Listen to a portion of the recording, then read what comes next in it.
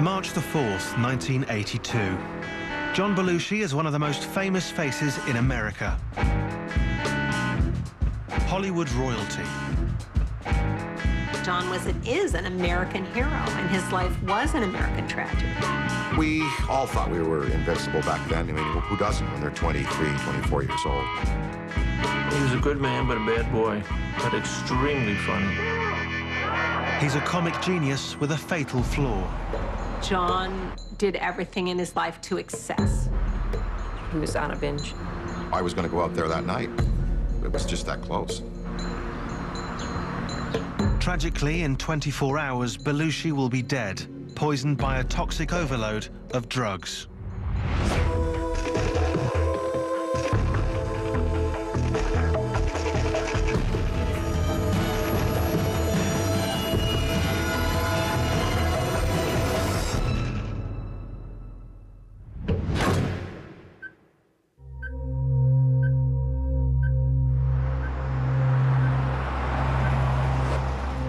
Los Angeles, March the 4th, 1982.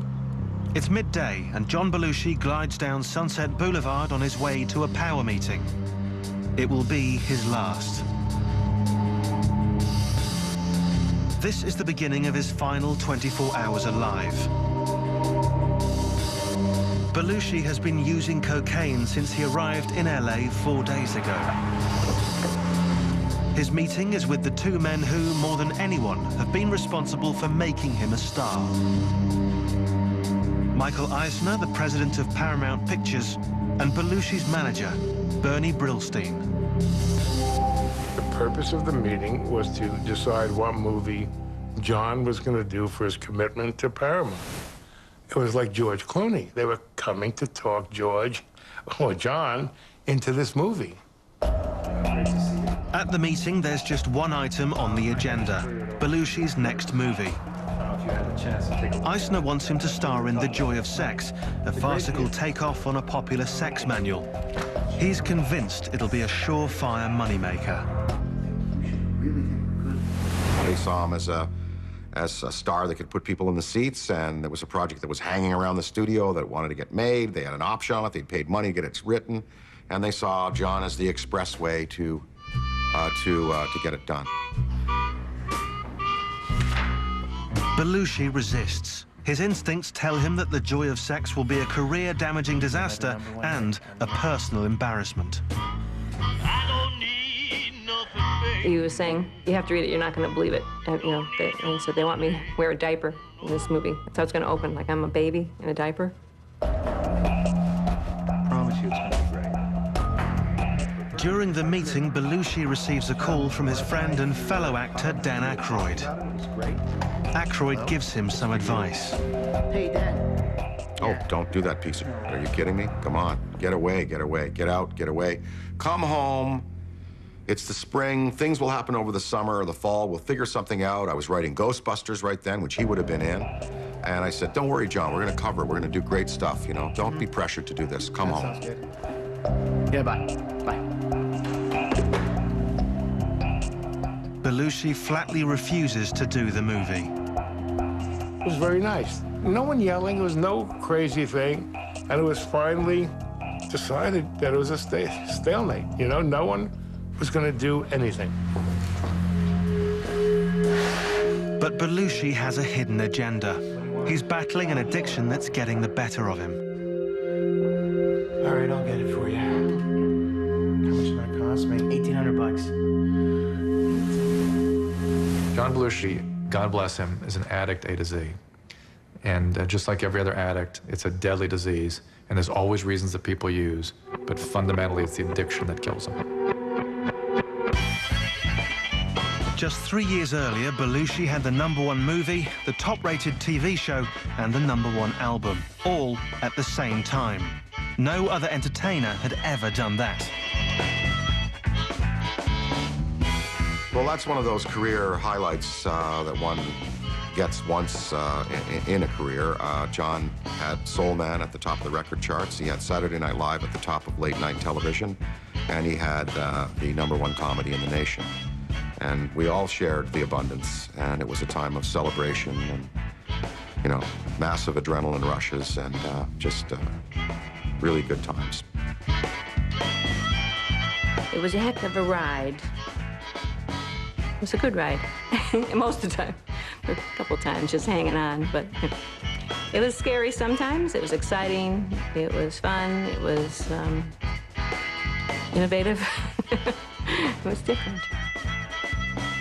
Life with John was very fast. It always was fast. He always was on a fast track. He had a lot to do. He was very busy. John was a person who seemed on a mission in general in life. Like a little tornado. He just went through life and brought people along, and I think that most people enjoyed their time, but he did have more energy than most people. Belushi was a comic genius. He was unpredictable, outrageous, a master of slapstick. Like Keaton or Chaplin, any of those people, and I would definitely compare him to those people as a comedian. He had a great ability to physicalize. So he could make you laugh by raising his eyebrow. He wanted to do more, to branch out into more serious roles. But the studios only wanted the Belushi they knew from his earlier movies. They'd love to have me do Animal House goes to camp, Animal House joins the Army, Animal House rides a space shuttle, you know, but it's not the way I work. You know? The trouble is, Belushi hasn't had a hit movie in 3 years, and the pressure is beginning to take its toll. The rise to stardom. Joe was horrified. The destruction of a marriage. There are issues that occurred in that household that have never been made public. The descent into despair. If a doctor gave you a pill, it was good for you. Marilyn got hooked like everybody else did. Gone Too Soon Week continues with Marilyn Monroe, tonight at 8 on the Biography Channel. As you age, it's essential to make the best healthy aging decisions, which is why GNC developed the GNC 50+ multivitamins, supporting healthy aging with energy, heart, vision, and memory support. For more than 70 years, we believe a quality life starts from within. Live well. You can feel the emotion of movies the way filmmakers intend for you to experience it, but only if you have accurate and dramatic sound. What you hear is what delivers much of the emotion. For the full experience, like you feel at the movie theater, you need lifelike surround sound. This is the new Lifestyle 48 DVD home entertainment system, the premium home theater system from Bose. The original has been called Home Entertainment Perfection, and now unique Bose technologies take it to the next level.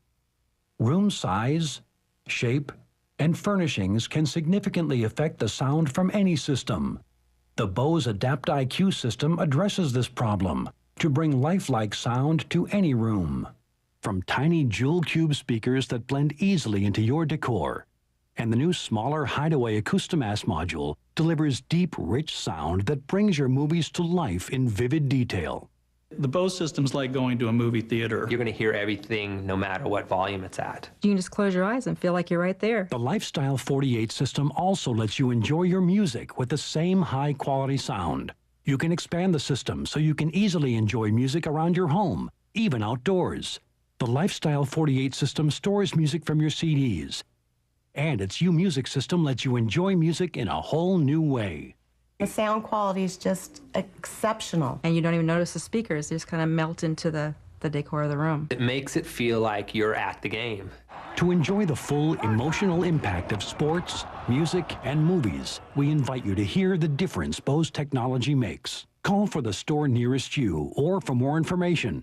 Purchase a new Lifestyle 48 system by February 3rd, and you'll receive the renowned Bose Wave Radio. Lifestyle home entertainment systems, only from Bose, the most respected name in sound. Own a timeshare, turn it into cash. Timeshares only got us our full asking price before our next monthly payment was due. Own a campground membership, turn it into cash. Timeshares only sold our campground membership fast and for the price we wanted. Call now and we'll send you absolutely free this information kit, including 10 secrets to buying, selling, and renting timeshares. Timeshares Only is the nation's largest #1 most successful timeshare agency. We represent properties from the biggest names in the timeshare industry. When it comes to selling, renting, or buying timeshares, no one comes close to Timeshares Only. With over $2 billion of timeshares sold in the last 6 months, now's the perfect time to sell, rent, or buy. And no one sells more timeshares than we do. You owe it to yourself to work with the best. Timeshares Only, the most trusted name in timeshares. Call 800-697-0183 to sell, rent, or buy your timeshare and get your free information kit. Don't delay. Call 800-697-0183. John Belushi has turned down the sex comedy the studio have lined up for him. Next, he changes the agenda. He's borrowed money from his manager before and now tells him he wants cash to buy a guitar. $1,500. Come on, Bernie. And we had cash in the office, and I gave him $1,800 cash. It was me. God knows I didn't know what was going to happen. But the money is not for a guitar.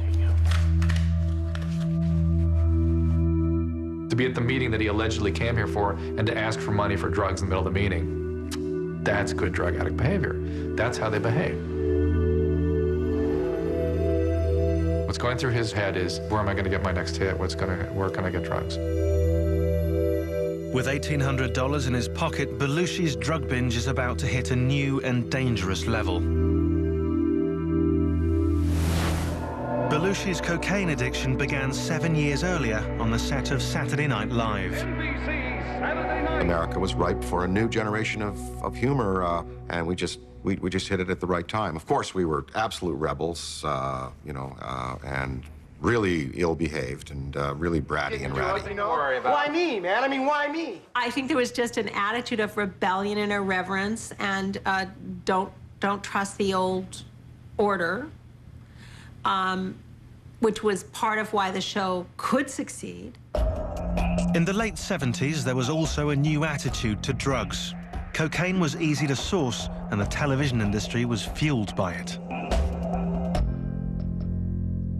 Monday, we come up with an idea. Tuesday, we wrote it. Wednesday, we read it. Thursday, we blocked it. And Saturday, it was on the air. It was, for a writer, it was great. We got to produce our own pieces. We were given a lot of autonomy. So from that point of view, it was wonderful. But it was video commando time. We were live. There was a lot of pressure and stress.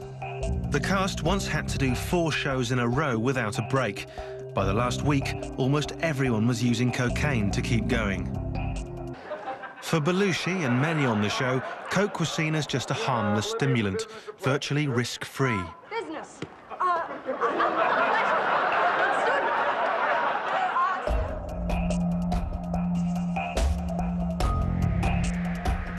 Okay, thank you very much. You can go. The entire culture had found this new thing, cocaine. And it's easy. If I take a sniff, you'll get fun. You're not putting a needle in your arm. It's very clean. It was perceived as a drug that would help creativity. It would assist in loquaciousness and solving the world's problems and exchanges. So it was just prevalent and ubiquitous. And I think to John, it was something that kept him up at night. It stimulated his thinking. But Belushi seemed to be using more than anyone else. He started going on binges. I think with John in particular, his appetites were always big, and that's where, part of his problem was. He always did a little more than anyone else. He always went a little longer than anyone else. John had an insatiable appetite for everything, for life, for all of the tastes and pleasures and sensations, from, motorcycle speed to a good, to 3 pieces of cherry pie. And he seemed like a bull. People thought he could do anything. And at that period of history, people didn't acknowledge the potential risk. There was a lot of sort of whatever sort of feeling about drugs and alcohol. There's no distinction between abuse and addiction. Addiction, you can't stop, even when you want desperately to stop. Everyone thought it was the hippest thing in the world. And no one thought they'd die from it. No one. Without realizing it, over the 3 years he worked on the show, Belushi developed the addiction to cocaine that he would struggle with for the rest of his life.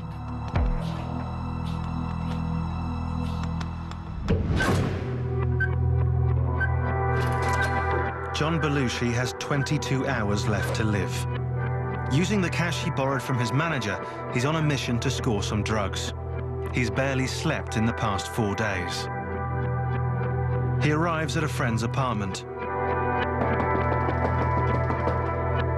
She has a valuable contact who's also there, Kathy Evelyn Smith, a dealer and junkie. How you doing? Welcome to LA. How are you? Smith has spent years traveling with rock bands, supplying them with drugs. The three of them do coke.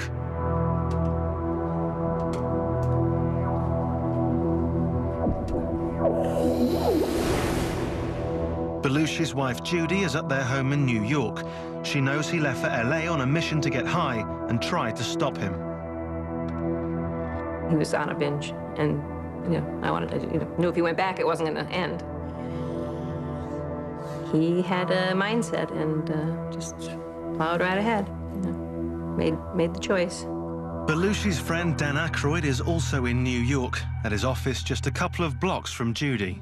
The thing is, with John, he didn't even have to buy it. People loved him so much, they wanted to hang out with him and socialize with him. So they would buy it for him and give it to him. Like, he would show up at a party and they'd automatically hear, have fun. And he would be collecting all this coke, and it was, Judy's job and my job sometimes to confiscate without his knowledge and to get rid of it. With his wife and best friend on the other side of the country, Belushi is far away from those who care about him. He now takes some of the cash he got from Brillstein and gives it to Smith, sending her off to get more drugs. This time, it's not for cocaine. Belushi wants heroin. He's losing control, sliding deeper into his drug-fueled binge, and there's no one around to tell him to stop.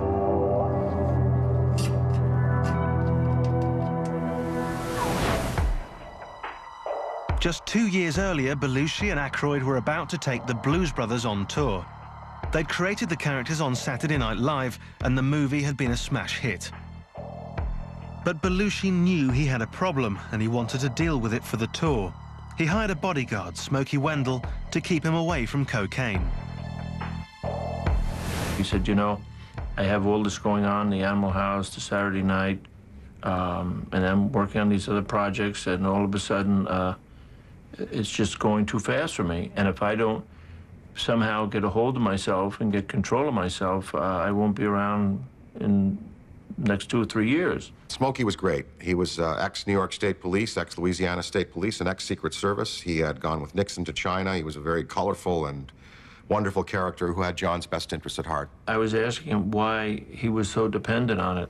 Why did you always have to feel the need to go? Because most of the time, it's usually basically loneliness, pressure,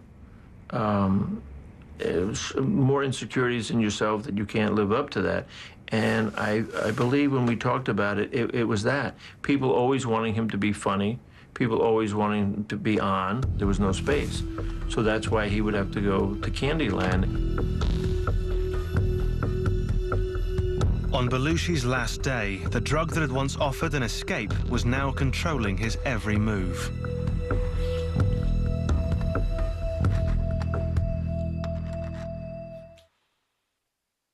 We believe that the dead should stay dead. Tomfoolery in the church. I want to expose them. Violence in the village. He didn't kill himself. Didn't kill himself. Questions. He was murdered. Murdered. And then even more. Questions. Do you know something that I don't know? Midsummer Murders tomorrow at 9 on the Biography Channel. I am the proud human owned by my 3 loving cats, ages 2, 6, and 10. Will here runs off pretty much everything he eats, but I've always been concerned about Gracie, who came from a shelter, gaining too much weight. It's hard to monitor separate diets, so when I saw Iams Multicat, I thought, we've got to try this. Iams Multicat is the first ever food specially designed for homes with more than one cat. I have no idea how one food can do so much. Will and Gracie both look great, and Multicat has really helped with Gracie's hairballs. Iams Multicat contains nutrients to help cats that need to burn fat, as well as help cats that need to build lean muscle. All 3 cats love it, and my older cat, he's eating like he's a kitten again. The time we used to spend preparing their meals, we now spend playing together. IAMS Multicat can help your cats achieve and maintain their ideal body weight and health. Visit IAMSMulticat.com for a money-saving coupon. Cats are like potato chips. You can't have just one. Life's better on IAMS.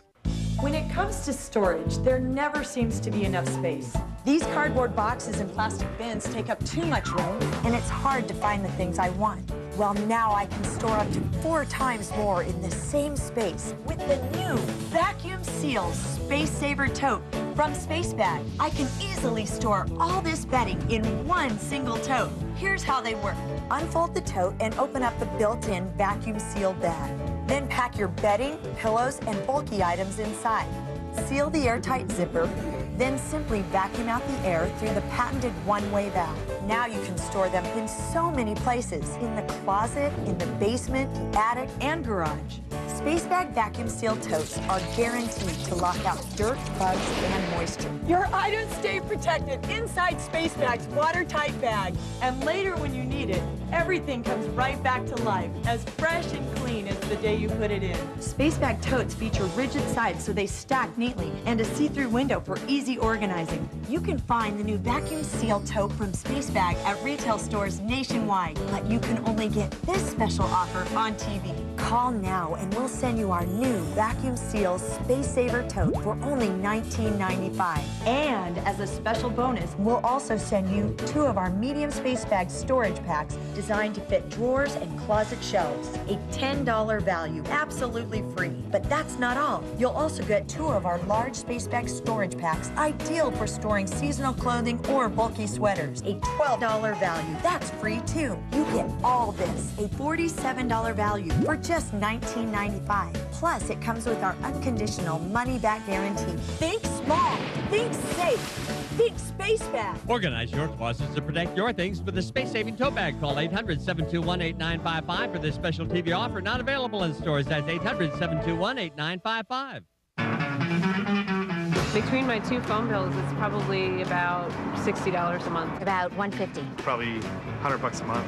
With Vonage, you get unlimited calls to anywhere in the U.S. and Canada, and all the cool features you could ever want are included. And it's just $24.99 a month. Call 1-800-970-8083 and get your first month of Vonage service free. That's a value of $24.99. Vonage, the better way to phone for less.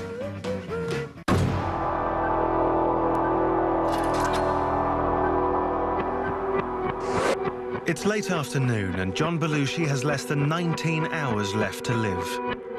After doing cocaine with Kathy Smith, he asks her to score heroin. Belushi then returns to his apartment at the Chateau Marmont in Hollywood.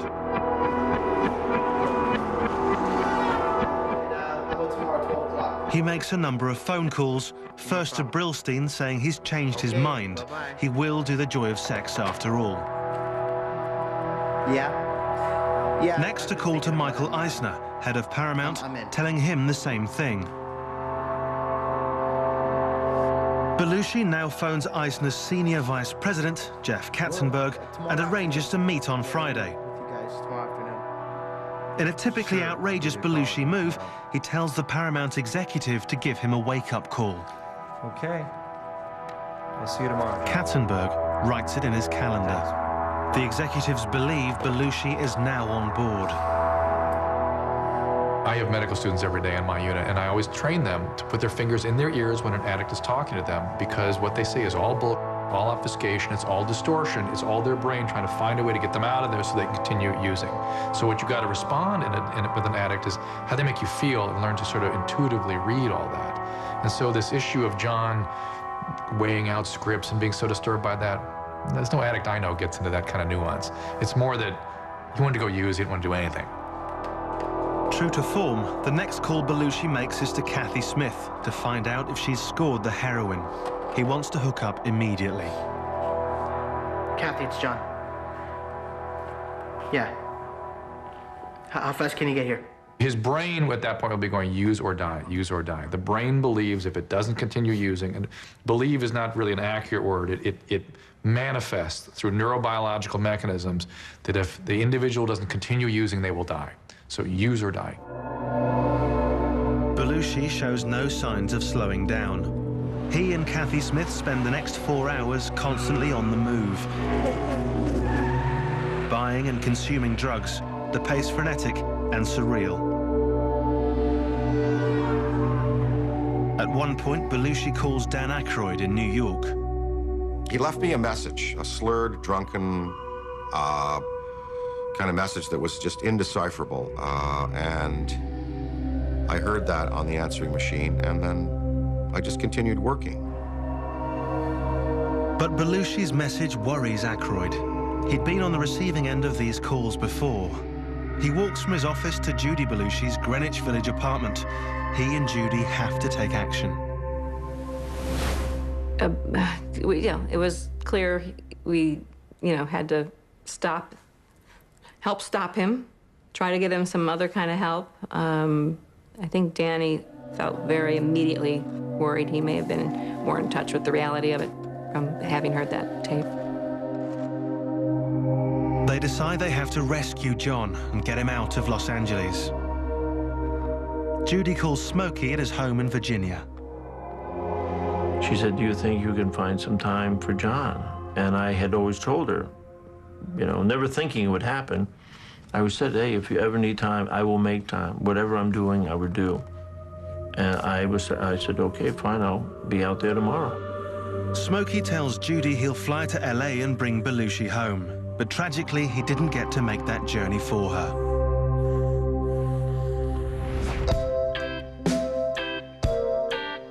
Judy and John were childhood sweethearts. They met at high school.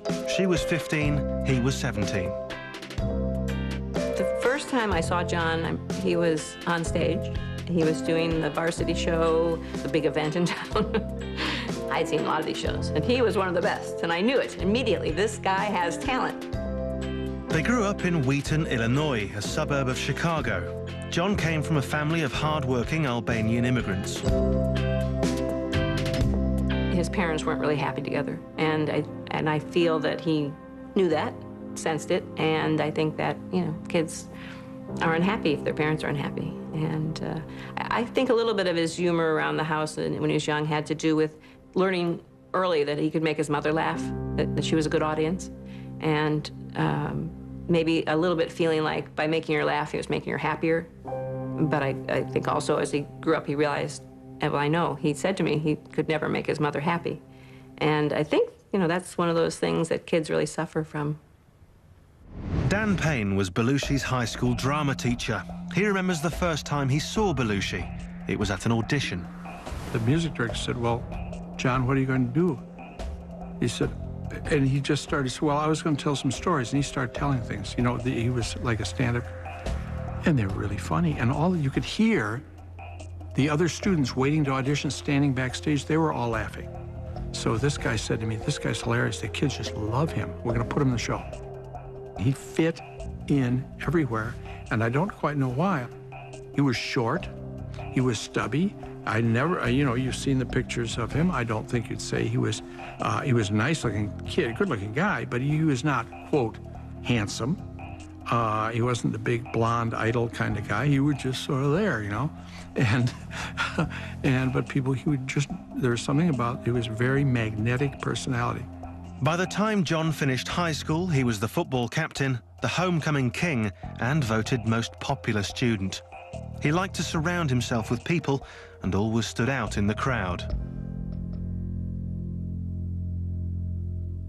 I would say that John needed the group. He was a tough guy. I mean, alpha male, Illinois, heterosexual, toughie, but with, an open heart. I mean, he was very sensitive and vulnerable, and this is partly the reason that he came to the demise that he did, that he trusted people. Tragically, on his last day, Belushi now put his life in the hands of a known junkie. It was to be a fatal error. What does it take to be a winner? Cut! There are 5 Hollywood icons who've all struck gold. A child prodigy, a prodigious director, an all-American good boy, an Aussie bad boy, and everyone's favorite mobster. Follow their paths to the red carpet. Golden Winners Week begins Monday at 8 on the Biography Channel. So you're celebrating the big 6-0, huh? 60? Come on. 60, as in 60. What? Only Light and Fit has 0 fat, 0 added sugar, and 60 calories. And it's tasty as ever. So go ahead, celebrate Light and Fit and 60 calories. Are you tired of struggling with embarrassing facial hair?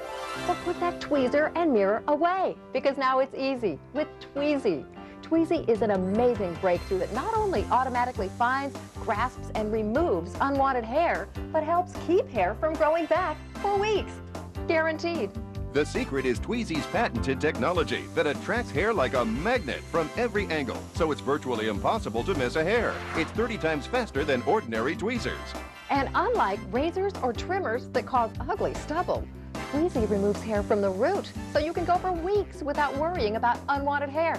Watch, we used a trimmer on one side of this chin and Tweezy on the other. And look, 6 weeks later, the Tweezy side is still smooth. There's never been anything like it. If you can feel it, Tweezy can remove it. I used to use trimmers every day, but I used Tweezy on my lips 6 weeks ago, and it's still smooth. Sometimes it's hard to see if I got all the hairs on my face. But with Tweezy, I have confidence that all my embarrassing hairs are gone, and it lasts for weeks. Tweezy is portable, safe, and gentle. Use Tweezy to remove unwanted hair around your chin, lip, underarms, legs, feet, and more. At last, you can have a beautiful bikini line. No more razor burn, no more waxing. Electrolysis is expensive, and plucking takes forever. But Tweezy is easy. You'll never have to worry about unwanted hair again. But wait, call within the next 10 minutes and you'll get MJoy's Hair Growth Inhibitor. Helps leave skin soft and hair-free for weeks. Imagine that's a $60 value, all for only $19.95. I guarantee Tweezy is the best way to remove unwanted hair for weeks or your money back. Just remember, if it's easy, it's Tweezy. Call now. Call 1-800-647-5998 to get your Tweezy hair remover for $19.95. Call now and get the bonus hair growth inhibitor free. That's 1-800-647-5998. Here's what people are saying about Osteobiflex, the #1 doctor-recommended joint care brand. I'm 77 years old, and I work as a waitress, and if it weren't for Osteobiflex, I just couldn't do it. My doctor recommended I take Osteobiflex, and it's great. It really works for me. I'm amazed at the results I've seen from my patients taking Osteobiflex.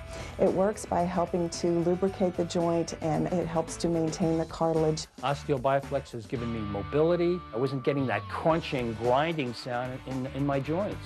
Not only did it stop the discomfort and the stiffness, but it gave me full mobility again. The glucosamine and chondroitin, as found in Osteobiflex, actually lubricates and cushions your joints to provide free movement, mobility, and comfort. Osteobiflex has given me a whole new life. For a $3 off coupon and more information on Osteobiflex, go to osteobiflex.com right now. Osteobiflex is available wherever quality vitamins and supplements are sold. For clips on your favorite personalities, from Jennifer Aniston to Renee Zellweger, search our video library. Go to biography.com. Another golden moment.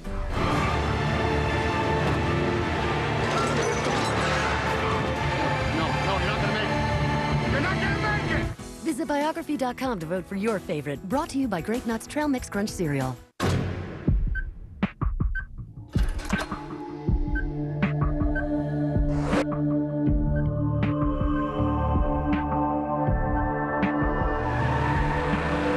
It's now early evening, and Belushi has less than 14 hours left to live. He and Kathy Smith arrive at the Roxy nightclub, a Hollywood landmark that leads to an exclusive upstairs bar on the rocks. Celebrities can do what they want here without being bothered. Slipping through a side door into the bar, Belushi is agitated, his mind racing. He's complaining to anyone who'll listen about the pressure he's under to do the joy of sex and the pressure of being John Belushi.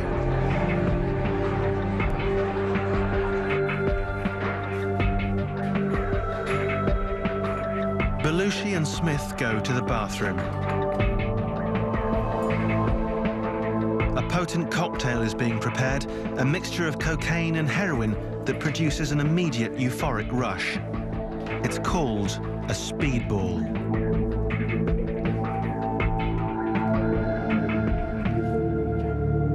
Belushi has just upped the ante.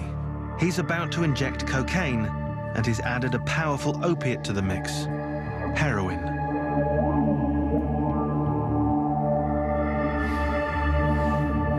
It's an extremely powerful delivery of large doses of the drug right to the brain. And what you see in humans when they're delivering the cocaine by this mechanism, they begin behaving like laboratory animals.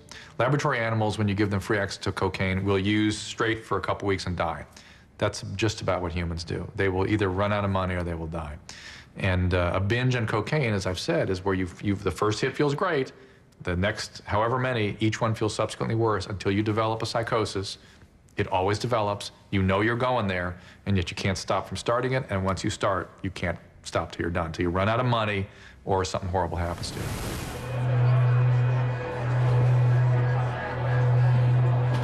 Belushi and Smith spend 5 hours at On the Rocks, making more than one trip to the bathroom. Belushi seems unable to stop. John was really good at creating characters, but he hadn't gone through the maturity, which there's no age for it. But I think maybe it was a little, it was late. He was 33 when he died. He hadn't gotten to the point where he let go of the child, didn't let other people define him, and decided for himself that he was who he was, a good person worthy of everything good that came to him, and those kind of ideas that I think give you your strength. And he didn't have that. On his last day, Belushi is a shadow of his former self. His body is slowly being destroyed by the drugs he's consuming.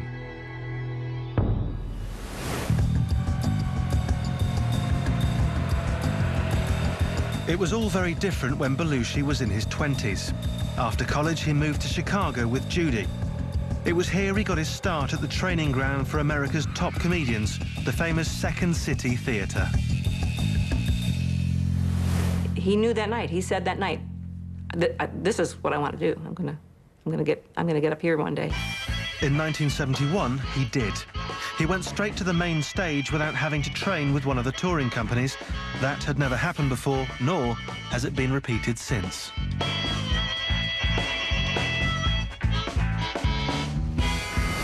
Oh, it was incredible. He walked on stage, he didn't have to open his mouth. One knew that he had enormous presence, and then he turned out to be a good actor. Belushi was a high-octane performer. He pushed at the boundaries for the rest of the cast. He had an enormous amount of self-assurance and confidence, way beyond either his age or his level of achievement. He just knew he would make it, and you knew he would make it.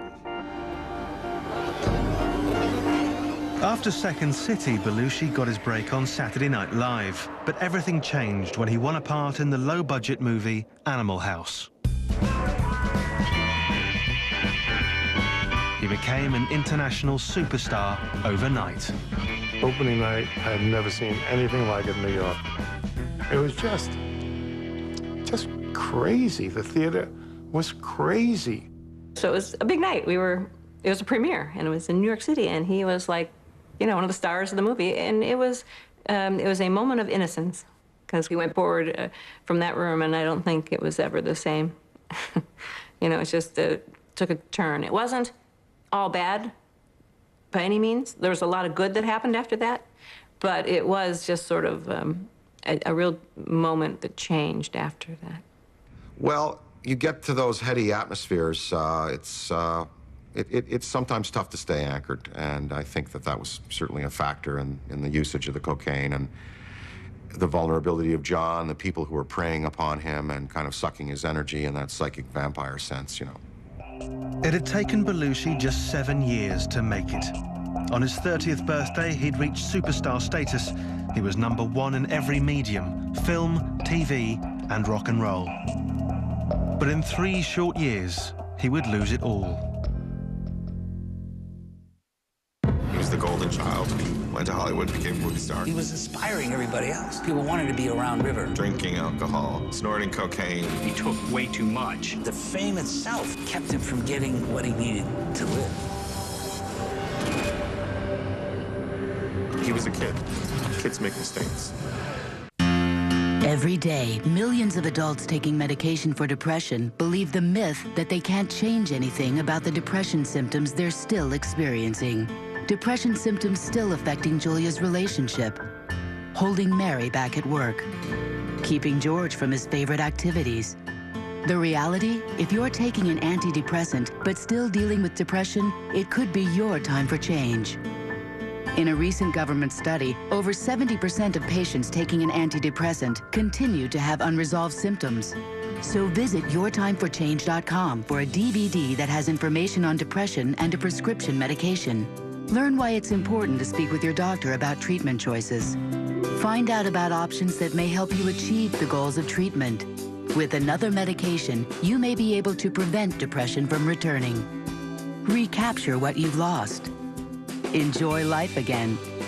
This is your time for change.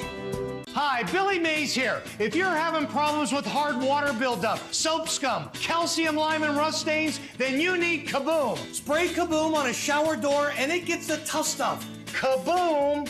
And the soap scum is gone. Use it on the tile around your tub and shower. It gets rid of all kind of stains. Your tub is where soap scum and hard water really build up. Kaboom attacks it easily in one easy step, without gloves and without harsh fumes. Kaboom, and the stains are gone. Think your pets are safe from fleas and ticks in winter? Think again. To protect against skin irritation and disease, they need flea, tick, and heartworm medication year-round. Plus supplements like Super Joint Enhancer for cold weather joint pain. Fortunately, they cost a lot less at 1-800-PET-MEDS. And they're delivered free right to your door with a 100% guarantee. I trust 1-800-PET-MEDS for fast service, free shipping, and big savings. Call now or order online. You like no worries, no hassles, and no surprises. Now that you're eligible for Medicare, you want to enjoy life and not worry about surprises. For instance, did your monthly Medicare health plan premium increase this year?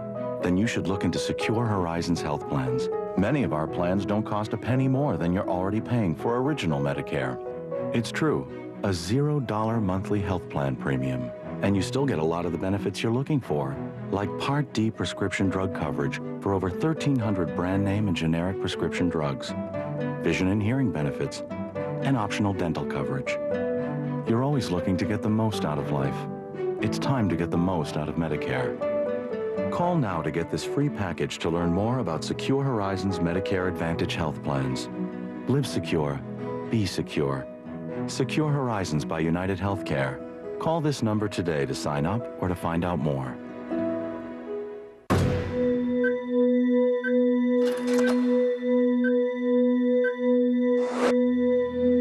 It's close to midnight, and Belushi is still reeling from the combination of cocaine and heroin he's been injecting into his bloodstream. After 5 hours at the bar, Belushi and Smith leave. Belushi tells Smith to stop the car. He opens the door and throws up. Now they're heading back to the Chateau Marmont, Belushi's final destination. At bungalow number 3, Belushi rushes to the bathroom and is sick again.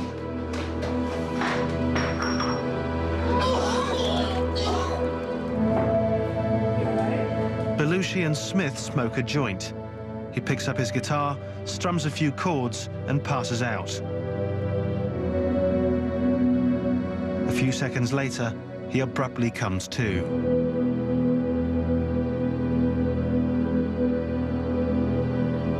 At 3:15 a.m., Kathy Smith injects Belushi with one more speedball. It will be his last.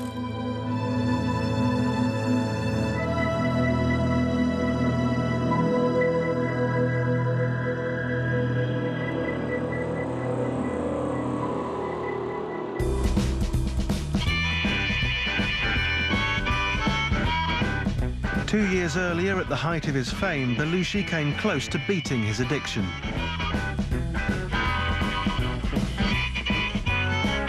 Before taking the Blues Brothers on tour, he hired bodyguard Smokey Wendell.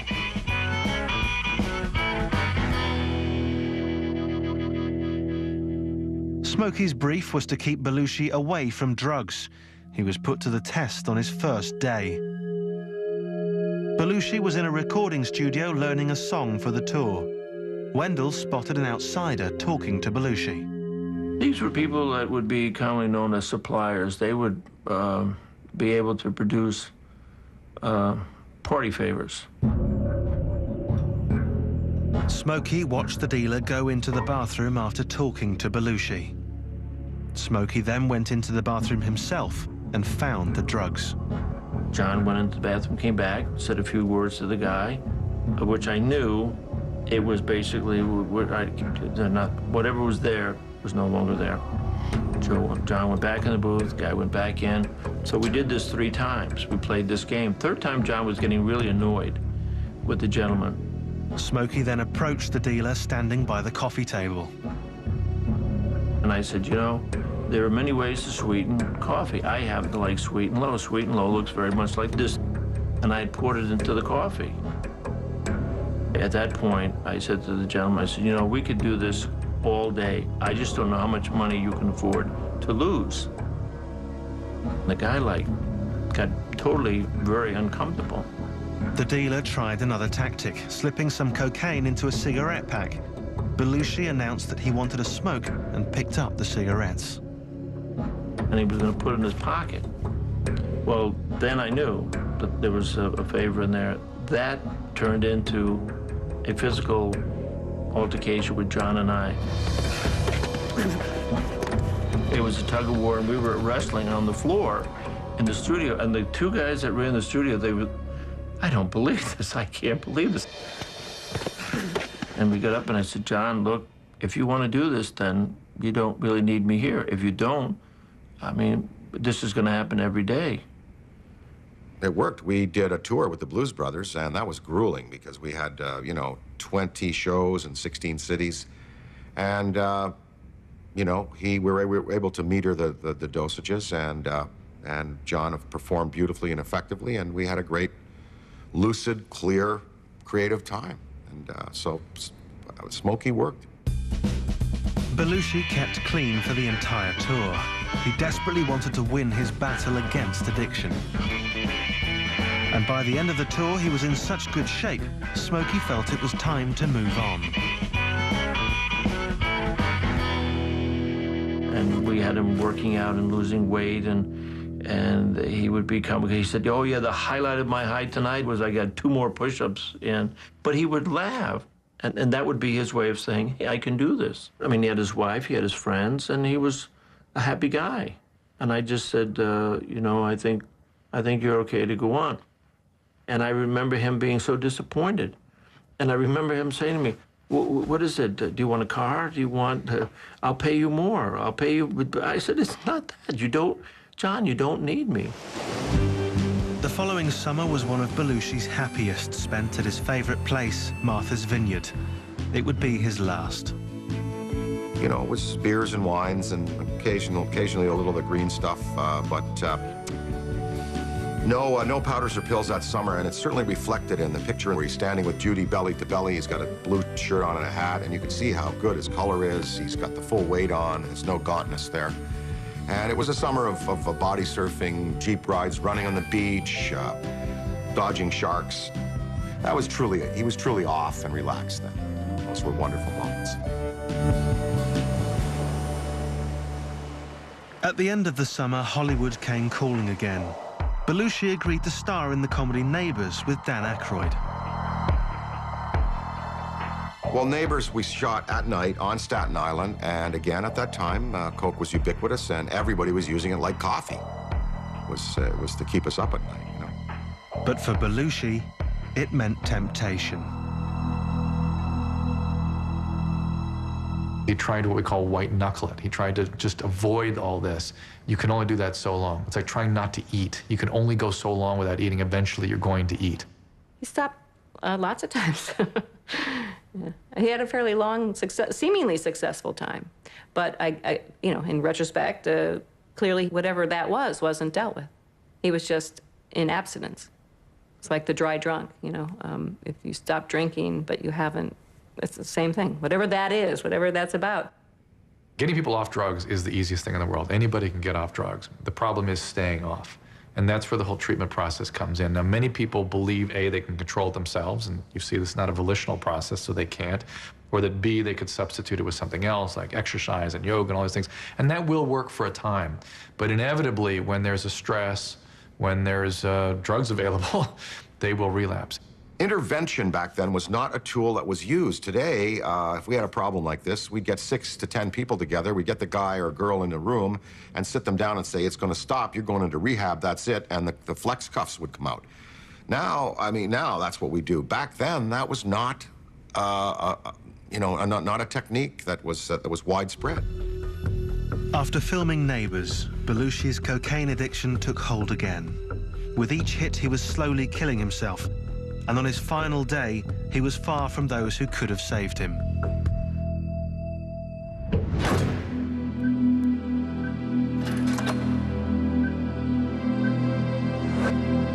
It's just before dawn. John Belushi has 6 hours left to live. He's been injecting cocaine and heroin all day. He complains of feeling cold. Kathy Smith puts him to bed and turns up the heat. Belushi lapses into sleep or unconsciousness. He's dying of his disease at this point. This is not an overdose. This is toxic, chronic toxic effects on the body, overwhelming him finally. Smith writes a letter and orders toast and coffee from room service. At 10:15 a.m., she makes one last check on Belushi. He's snoring. She puts her drug paraphernalia, a syringe and spoon, into her purse and leaves. Belushi is now alone in the bungalow. His wife Judy and best friend Aykroyd are at home in New York. Sure, I mean, I felt like I should have been with him that whole time out there. It would have been different if I was there. But you come back to a point where you realize, well, first of all, it might not have been different if I was there. And it's just a life, you know, life. You gotta let go of it. You gotta know that's what that's what happened. That's all that you can. There's no more. That's it. Can't redo. So. Or I was going to go out there that night. You know, it was just that close. You know, it was really close, like a hair close. You know. Yeah. To you know, of course, I will always feel for the rest of my life that maybe I didn't do enough, and but he was alienating us at the end as well, you know, and pushing us away, and he'd get real mad if you took the coke away, and you know, and you know, it was. But I'll live with that for the rest of my life. That we didn't get there in time.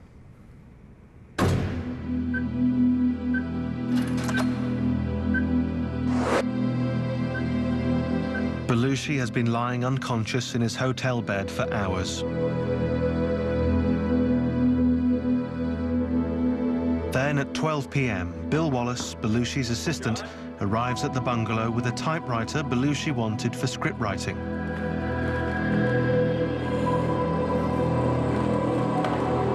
John. Wallace immediately senses something is wrong. He can't hear John's usual snoring. John, come on. We're gonna be late. He walks into the bedroom telling Belushi it's time to get up. Belushi is curled up on his right side.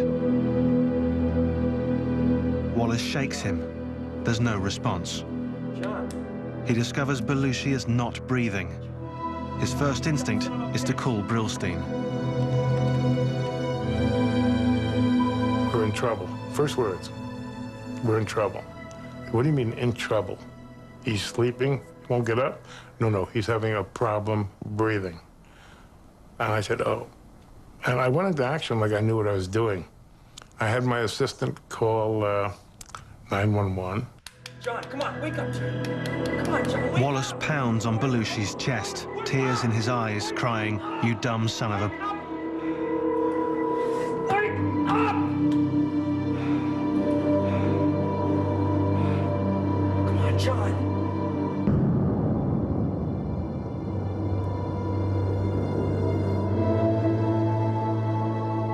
I went to the Cedars-Sinai to wait at the emergency entrance so no one would know John was coming over. At the Chateau Marmont, paramedics place Belushi on the floor. Not knowing he's already dead, they suspect a heart attack.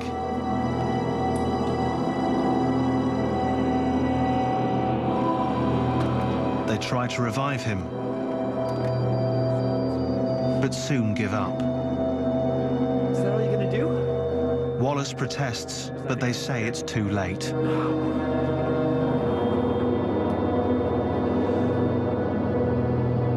John Belushi died on the morning of the 5th of March, 1982.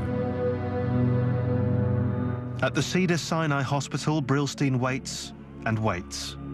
The ambulance is not coming. And finally, one of my assistants called and said, Bernie, you can come home, John is dead. And what do you do when you're alone in a phone booth? No one had a cell phone then. And one of your best friends died. You can't believe it. I, of course, felt responsible. You know? I know everyone says this wasn't your fault. He would have gotten the money someplace else. But I gave him the $1,800. You know? Do I wish I hadn't? Sure. It was his money. You know? He had made it for me. I gave it to him. And I guess the guitar is still there. The police arrive at the Chateau Marmont, then the media. The word will soon be out. The first thought I had was, Judy's going to hear it on the radio. I called Danny in his 25th Street office, got him on the phone and said, Danny, don't ask me what to do. I'm telling you, John is dead. It's not a joke. I was writing Ghostbusters at the time, and I was writing a line for him when the call came from Mr. Brillstein that he'd gone. And I immediately got up and went outside to get to Judy. I didn't want to take a cab. I didn't want to be carried. I had to move myself. Otherwise, I would have just buckled to my knees. And I ran down to Judy's from 5th and 23rd. I ran down to Morton Street. I heard someone punching the lock and run up the stairs, and it was Danny. And I told her before anyone else knew, you know, that he was gone. And but it was essential for me to get there before she heard it from someone else. So. And you know, that's a real good friend. Okay. So.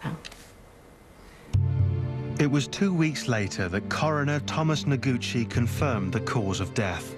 The office issued the official death certificate described as acute cocaine and heroin intoxication. An examination of Belushi's arms revealed that he'd been injecting for some time. He had injection sites both sides. I mean, this is not an overdose. This is toxic effect of intravenous drugs. It's hard for me to believe that he was doing intravenous drugs for only 4 or 5 days. This does not look like that kind of situation at all. It's like somebody's been doing it for a while and finally dies of it. Kathy Smith was arrested and eventually served 18 months in prison for her part in the tragedy. She was convicted of involuntary manslaughter. Every year, thousands of fans still make the pilgrimage to Martha's Vineyard just to stand at Belushi's grave.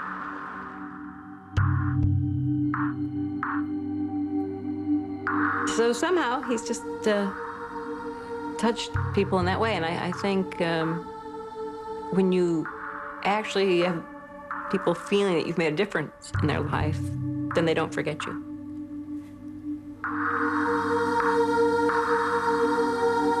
Four years of television and 7 movies, and we're still talking about him. Isn't that amazing? You get a sense that we do meet those who've gone before, and we meet them in the form that we knew them. And they meet us in the form that they knew us. And just for a while, not forever, not for eternity, there is a reunion there. And it's going to be one rockin' night. He was the golden child. He went to Hollywood, became a movie star. He was inspiring everybody else. People wanted to be around River. Drinking alcohol, snorting cocaine. He took way too much. The fame itself kept him from getting what he needed to live.